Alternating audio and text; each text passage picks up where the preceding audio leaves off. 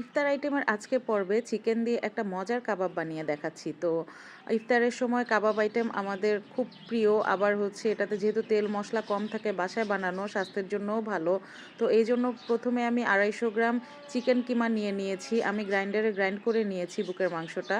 তারপর এর মাঝে হচ্ছে ১ টেবিল চামচ আদা রসুনের পেস্ট, একটু গোলমরিচের গুঁড়া, একটু জিরার গুঁড়া, একটু কাবাব মসলা, পেঁয়াজ কুচি, ধনিয়া পাতা কুচি, একটু চিলি ফ্লেক্স আর হচ্ছে ২ টেবিল চামচের মতো আমি হচ্ছে বেসন দিয়ে একটু সরিষার তেল দিয়ে এটাকে ভালো মতো মাখিয়ে আমি ফ্রিজে প্রায় ২ ঘন্টার মতো রেখে দিয়েছিলাম। তারপরে হচ্ছে নামিয়ে নিয়ে এই যে হাতে একটু তেল মেখে নিয়ে এইবার হচ্ছে স্টিকগুলা দিয়ে আমি হচ্ছে এই যে কাঠি কাবাব যেভাবে বানাই সেইভাবে হাত দিয়ে দিয়ে এরকম করে ভালো করে সুন্দর মতো এটাকে স্টিকের সাথে আটকিয়ে লম্বা করে চেপে চেপে কাবাব বানিয়ে নিচ্ছি। এবার আমি হচ্ছে কাবাবটা অল্প সরিষার তেলেই ভাজবো। কাবাব আইটেমগুলো সরিষার তেলে খেতেই ভালো লাগে।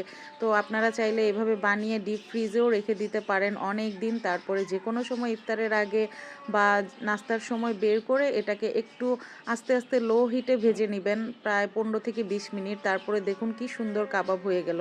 তো কেমন লাগলো অবশ্যই জানাবেন।